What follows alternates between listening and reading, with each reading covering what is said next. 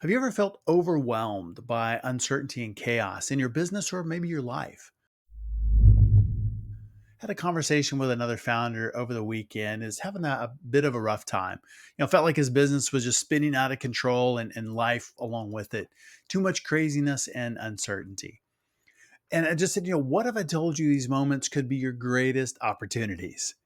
And he looked at me like a fish looking at a new castle in her tank. Well, with the events of the past couple of weeks across the US, lots and lots of uncertainty, a lot of questions, a lot of, what ifs. And I figured this would be a good topic for us all because I really do believe that uncertainty can actually be a huge source of excitement and even more opportunity. So, you're ready to shift your perspective and find excitement in chaos. Many people view uncertainty as a negative aspect of life that needs to be avoided at all costs. I mean, that's most of the population. Yeah, it's human nature to seek stability and predictability, but that mindset can limit potential. And then there's us entrepreneurs and founders and kind of a different bunch. And yes, we do like stability and predictability like everybody else, but maybe with uncertainty as a side dish. We just don't want an entire plate full of uncertainty, although sometimes that's what we get. It's the life we choose. But when business or life gets too far out of balance or too far out of our comfort zone and we're faced with the unknown, we often experience fear and anxiety, and it leads us to avoid risks and sometimes new experiences. And that avoidance can stifle growth, innovation, and particularly personal fulfillment. But what if we could change our perspective and see uncertainty as a doorway to new opportunities and adventures? Let's explore some examples of maybe how uncertainty has led to unexpected opportunities and positive outcomes. Now, the first place I think about is history and kind of historical innovations. And we can go back, hundreds of years, but let's just go back a few to the maybe the late 90s, kind of the boom of the internet. And amidst the uncertainty of a rapidly changing digital landscape, not unlike where we are today with AI. Step in, 1999, 2000, a lot of changes going on. The internet has taken off. And a lot of entrepreneurs saw opportunities where others saw chaos, particularly the old tech companies. They didn't know what to do with this whole thing called the internet. And there was a boom cycle, there was a bust, a big one, and then it followed by a bigger boom. And companies like Google and Amazon emerged during that period, revolutionizing industries and creating massive, massive value. Completely shifted the landscape. I think we're at that same place today, but there's still a lot of uncertainty about it. Others, I think about personal stories. So we've got history, we've got personal stories as number two. And I think about individuals who have embraced uncertainty in their careers or have left, and this may be a lot of you, left something that was very stable, very predictable, and went, I'm going to go solve a problem in SaaS. I'm going to go solve a problem with technology. And the people that we admire the most overcame insurmountable obstacles, ridiculous odds to create something amazing. Yeah, it's not a great story to, somebody left and then built a unicorn and got rich. Yay. Nobody cares. But it's when you overcome all of those obstacles and, came from nothing and built something amazing. And that's why we like them so much.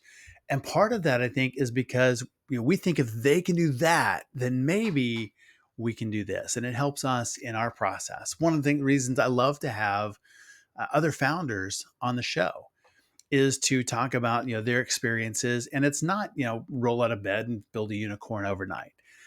Some of them are an overnight success after 10 years of pushing a rock uphill, and it's like, wow, look at that breakout success. It happened so quick, but there's a lot that goes on behind the scenes. The third one I think about is science and kind of scientific breakthroughs.